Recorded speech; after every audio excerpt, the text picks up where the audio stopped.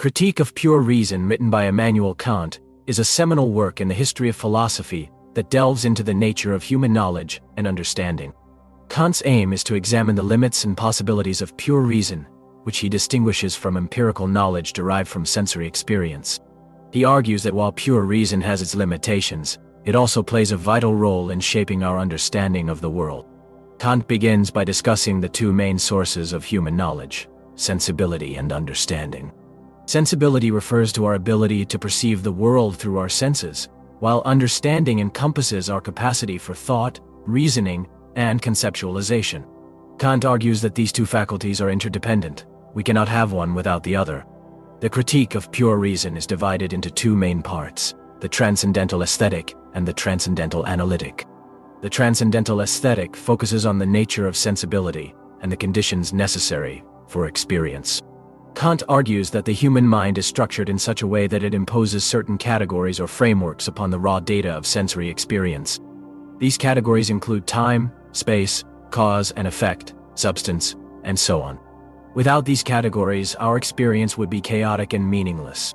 The transcendental analytic, on the other hand, examines the role of pure reason in organizing our understanding of the world. Kant distinguishes between two types of knowledge: analytic and synthetic. Analytic knowledge is knowledge that is contained within the concept itself, such as knowing that a triangle has three sides.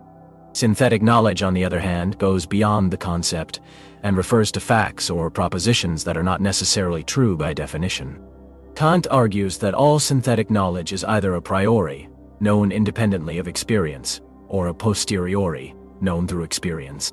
Kant's most famous contribution to epistemology is his distinction between synthetic a priori judgments and analytic a priori judgments. Synthetic a priori judgments are those in which the predicate is not contained in the subject, yet both are known to be true independently of experience. Kant provides several examples of such judgments, including the proposition 75-12 taught. This judgment is synthetic because the concept of 12 is not contained in the concepts of 7 and 5. However, it is a priori because we can know it to be true without any experience. In contrast, analytic a priori judgments are those in which the predicate is contained in the subject, and both are known to be true independently of experience. Kant provides the example of the proposition all bachelors are unmarried. This judgment is analytic because the concept of unmarried is contained in the concept of bachelor. It is a priori because we can know it to be true without any experience. Kant also discusses the limits of pure reason in the Critique of Pure Reason.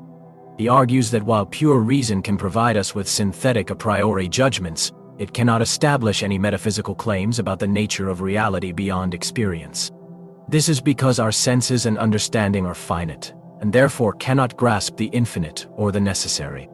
As a result, Kant famously declares that metaphysics, as traditionally understood, is impossible. However, Kant does not reject metaphysics entirely. Instead, he proposes a new form of metaphysics, which he calls transcendental idealism. According to this view, the structures of space and time, as well as the categories of understanding, do not exist independently of the human mind. They are, rather, conditions of possibility for experience. This means that while we cannot know the thing in itself, the reality beyond our experience, we can still have knowledge about the way in which things appear to us.